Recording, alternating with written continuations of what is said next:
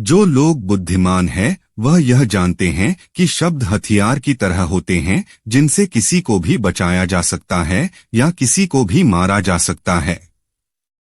अब आप सोच रहे होंगे कि शब्दों से किसी को मारा कैसे जा सकता है। तो जरा सोचिए, ज्यादातर आत्महत्याओं के पीछे किसका कारण होता है? किसी के पति ने कुछ कहा, किसी के पिता ने कुछ कहा और उन लोगों ने आत्महत्या कर ली। ये आत्महत्या किसके कारण हुई? वो पीड़ित के मन को इतना दुखी कर गए कि उसके मन से वो दुख सहना और ज्यादा बर्दाश्त करना नामुमकिन हो गया और इसी वजह से उन्होंने आत्महत्या कर ली। ऐसे ही आपके शब्द किसी को नया जीवन प्रदान कर सकते हैं। जब कोई आदमी उदास होता है या दुखी होता है तो आपके शब्द उसमें एक नया जोश, एक नया उत्साह भर सकते हैं और एक हारा हुआ आदमी अपने जीवन में एक नई शुरुआत कर सकता है। सिर्फ शब्दों के माध्यम से, हमारी वाणी के माध्यम से, तो अब तक आप ये तो समझ ही गए होंगे कि हमारे शब्द हमारे जीवन को किस तरह निर्धारित करते हैं, शब्दों में कितनी ताकत होती है और किसी से बात करते वक्त हमें कितनी सावधानी से अपने शब्द सुनने चाहिए। आज की जो बौद्ध कहानी में आपको सुनाने वाला हूं, उसमें आपको सीधे सीधे तौर पर कुछ ऐसे तरीके पता चलेंगे, कुछ ऐसी परिस्थितियां पता चलेगी जहां पे आपको हमेशा चुप रहना चाहिए।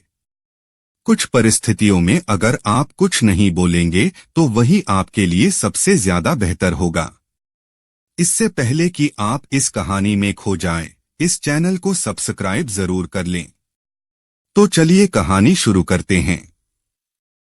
एक बार की बात है। एक युवा लड़का एक बार एक बौद्ध भिक्षु के पास पहुंचा। वो काफी परेशान लग रहा था और उसने बौद्ध भिक्षु से जाकर पूछा कि हे महात्मा, मैं अपने आप से परेशान हूँ, अपने आप से दुखी हूँ, बाहरी रूप से मुझे कोई दुख नहीं है। मैं धनधान्य संपन्न हूँ, मुझे कोई शारीरिक रोग भी नहीं है, लेकिन मैं खुद से परेशान रहता हूँ, अपने मन से परेशान रहता हूँ। अक्सर मेरी बातों को मेरा कोई भी दोस्त गंभीरता से नहीं लेता है और ना ही मेरे परिवार के लोग मेरी किसी बात को गंभीरता से लेते हैं। मैं जो कुछ भी सलाह देता हूं या तो वह उसे मजाक में उड़ा देते हैं या फिर उसे गंभीरता से लेते ही नहीं हैं। मेरी बातों को कोई गंभीरता से क्यों नहीं लेता है? क्यों मेरी बातों पर कोई अमल नहीं करता? क्यों मेरी बातों में कोई रुचि नहीं दिखाता? क्या कारण है? कृपया मुझे बताने का कष्ट करें और मेरे मन के इस दुख को दूर करें। यह सुनकर बौद्ध भिक्षु ने कहा कि आज सुबह मैं चालित ध्यान करके वापस आ रहा था। रास्ते में कुछ कौवे काव काव कर रहे थे और वहीं पर जब मैं चलता हुआ कुछ दूर आया तो मुझे एक मोर की मधुर आवाज सुनाई दी। ये सुनकर अचानक मेरे मन में ख्याल आया कि कौवे कितना काव काव करते हैं, कितना बोलते रहते हैं, लेकिन कोई भी प्राणी कौवे की आवाज को पसंद नहीं करता। मोर हमेशा सही परिस्थिति के हिसाब से बोलता है। जब भी बारिश होने वाली होती है और बादल गरजते हैं और बारिश होने की आशंका होती है, ऐसे में मोर अपनी मधुर आवाज में गाता है, जो सभी को प्रिय होता है, सभी को अच्छा लगता है। ऐसे ही अगर इंसान सही परिस्थिति के हिसाब से सही शब्द बोले, सही वाणी बोले, तो वही वाणी दूसरों के लिए संगीत हो जाती है, संगीत बन जाती है और दूसरे लोग तुमसे सम्मोहित हो जाते हैं और वहीं पर तुम्हें सब लोग गंभीरता से लेने लगते हैं। और दूसरी तरफ अगर तुम यूं ही बेफिजूल ऐसे ही बोलते रहते हो, बिना किसी बात के बोले चले जाते हो, तो फिर तुम्हें कोई गंभीरता से नहीं लेता। तुम उस कौवे की भांति हो जाते हो जिसकी वाणी कोई पसंद नहीं करता और बाद में तुम्हें दुख होता है कि तुम्हें कोई गंभीरता से क्यों नहीं लेता। इसीलिए अपने शब्दों को बेहद बुद्धिमानी के साथ इस्तेमाल करना सीखो। अगर तुम नहीं सीखोगे तो समाज में तुम्हें कोई सम्मान या कोई गंभीरता से नहीं लेगा। यह सुनकर वो युवा लड़का बोला कि हे महात्मा, मैं जानता हूँ कि मैं ज्यादा बोलने की बीमारी से ग्रस्त हूँ। मुझे इतना नहीं बोलना चाहिए, लेकिन मैं अपने आप पे काबू नहीं रख पाता। और ना ही मैं इतना बुद्धिमान हूँ कि मैं अपने शब्दों को नाप तोलकर बोल सकूं। मैं तो किसी से बात करते वक्त इतना सोचता भी नहीं कि मुझे अपने शब्द किस तरह इस्तेमाल करने हैं। कृपया करके कुछ ऐसी परिस्थितियां बता दीजिए जहां पर मुझे कम बोलना है या फिर बोलना ही नहीं है। हमेशा चुप रहना है। अगर आप मेरा ऐसे मार्गदर्शन कर सकते हैं तो मेरा जीवन आसान हो जाएगा और मुझे ज्यादा दिमाग या अपनी बुद्धि लगाने की भी जरूरत नहीं पड़ेगी। यह सुनकर बौद्ध भिक्षु ने मुस्कुराते हुए कहा कि बेटा, वैसे तो इंसान को हर परिस्थिति में सोच समझकर ही बोलना चाहिए, लेकिन अगर वो हमेशा होश में नहीं रह पाता है, ध्यान में नहीं रह पाता है, तो मैं तुम्हारे दैनिक जीवन की कुछ ऐसी परिस्थितियां बता रहा हूं जहां पर तुम्हें हमेशा चुप रहना है।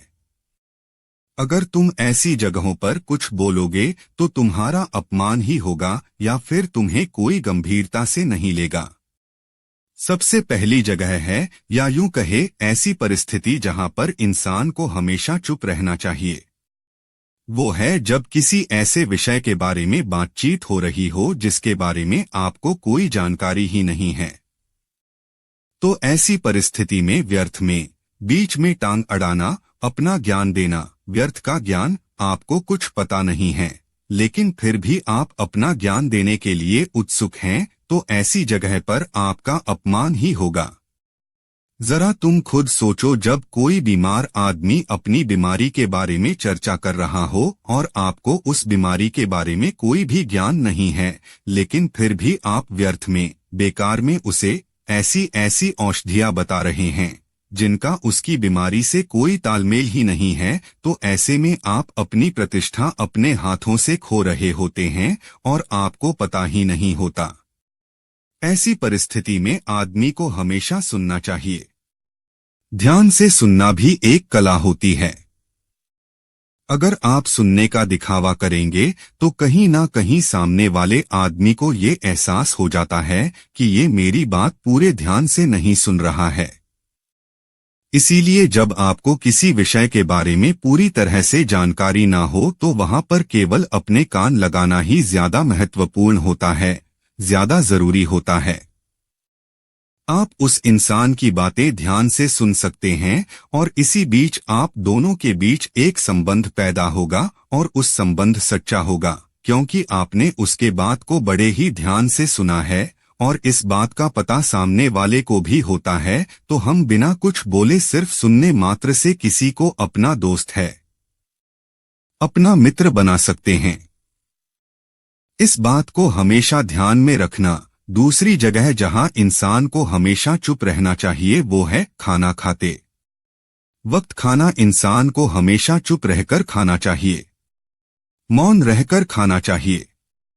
महात्मा बुद्ध और उनके भिक्षु हमेशा चुप रहकर भोजन करते हैं, शांत भाव से भोजन करते हैं, परिपूर्ण होकर भोजन करते हैं, पूरी तरह से करते हैं, एक एक टुकड़े का स्वाद लेकर भोजन करते हैं। और ऐसा भोजन जब आपके शरीर में पहुंचता है तो वो आपके अंग अंग तक ऊर्जा पहुंचाता है। अक्सर हम भोजन करते वक्त कुछ ना कुछ बोलते रहते हैं, कुछ ना कुछ सुनते रहते हैं, लेकिन मौन रहकर पूरा स्वाद लेकर उस भोजन को कभी नहीं करते। हम उस भोजन को करते वक्त आधे अधूरे ही रहते हैं और इसीलिए हमारा शरीर रोगों से ग्रस्त हो जाता है। जरा तुम खुद सोचो, बौद्ध भिक्षु हमेशा भिक्षा लेकर भोजन करता है और भिक्षा भी कितनी बिल्कुल मामूली सी, और वो भी एक वक्त। तो एक वक्त भोजन करने के बाद भी वो इतने स्वस्थ रहते थे, इतने उत्साह, जोश और आनंद से भरे होते थे। और हम तो इतना खाना खाते हैं, इतनी सारी भोजन की सामग्री हमारे लिए उपलब्ध होती है, लेकिन हमारे शरीर में कोई ऊर्जा नहीं होती।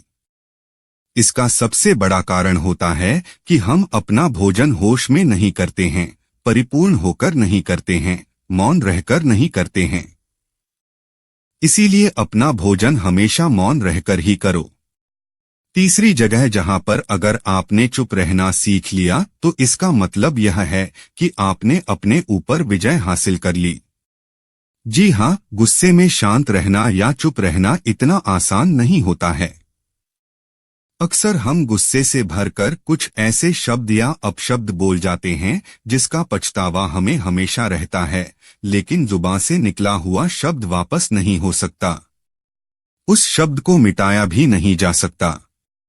अब वो जिंदगी भर हमारे दामन से जुड़ चुका है और वो गुस्से में बोला न गया अब शब्द हमारे मन को समय समय पर बेचैन करता रहता है, दुखी करता रहता है। लेकिन गुस्से के वक्त चुप रहना सीखना भी एक बहुत बड़ी कला होती है। गुस्से में आदमी का अपने ऊपर काबू कहाँ रहता है, अपनी इंद्रियों को वश में कहाँ रख पाता है।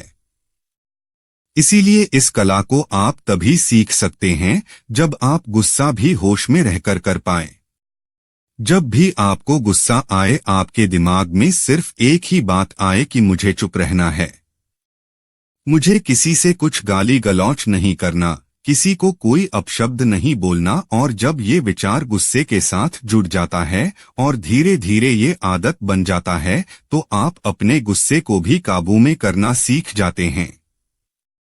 जब भी कभी गुस्सा आए तो किसी को कुछ बोलने की बजाय कुछ शारीरिक व्यायाम करना शुरू कर दो। उछलना, भागना, दौड़ना, जिम करना, कुछ भी आप ऐसा व्यायाम कर सकते हो जिसमें आपका शरीर थक जाए।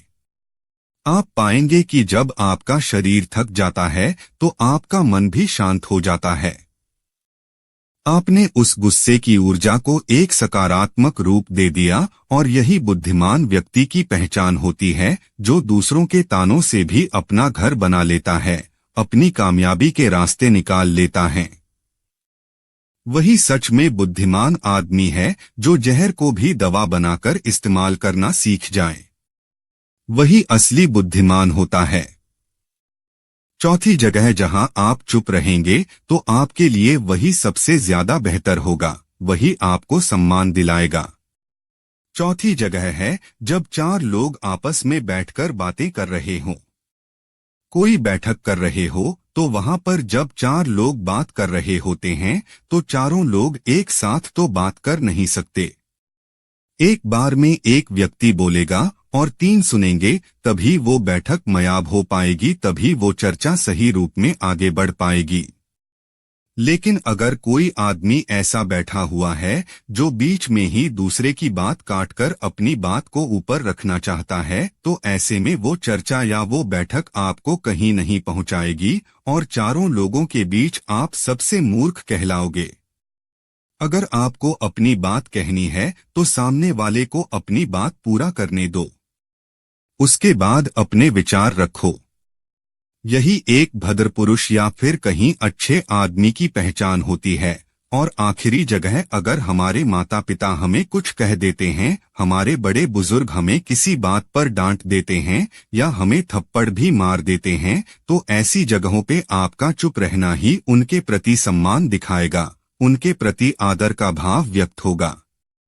अगर आप उनके सामने उनका विरोध कर देते हैं, उनका प्रतिरोध कर देते हैं तो वो गुस्सा तो थोड़ी देर बाद शांत हो जाएगा, लेकिन वो कही गई बात, वो विरोध किया हुआ शब्द या फिर कुछ भी उल्टा सीधा हमेशा आपके मन को सताएगा और आपके माता पिता को हमेशा यही लगेगा कि आज ये हमारी इज्जत नहीं करता, आज ही हमारी बात नहीं मानता क्योंकि ये कमाने लग न गया है, ये बड़ा आदमी बन न गया है। ऐसी ऐसी बातें उठेंगी, ऐसे ऐसे तंज कसे जाएंगे। इसीलिए ऐसी जगह पे आप मौन रही है, चुप रहिए, कुछ मत बोलिए, अपने गुस्से को अपने अंदर ही पी लीजिए, कुछ व्यायाम कर लीजिए, भाग लीजिए, दौड़ लीजिए, आपका मन अपने आप शांत हो जाएगा। आखिर में बौद्ध भिक्षु ने अपनी बात को खत्म करते हुए कहा कि कम शब्दों में अपनी भावनाओं को उतारना सीखो। शब्द हथियार की तरह होते हैं। बोलो तो होश में बोलो, ध्यान में बोलो, जीवन शैली ऐसी बना लो कि आप जब भी बोलो पूरे होश में रहकर बोलो, पूरे आनंद के साथ बोलो, पूरे प्रेम के साथ बोलो। ऐसी वाणी बोलो जो दूसरे के दिल को ठंडक पहुंचाती हो, दूसरे के मन को भी शांत कर देती हो, और वो तभी संभव है जब आप प्रतिपल होश में रहकर बोले। इसके बाद वो युवा लड़का बौद्ध भिक्षु के सामने नतमस्तक हो गया और उनको प्रणाम करते हुए अपने घर वापस लौट गया।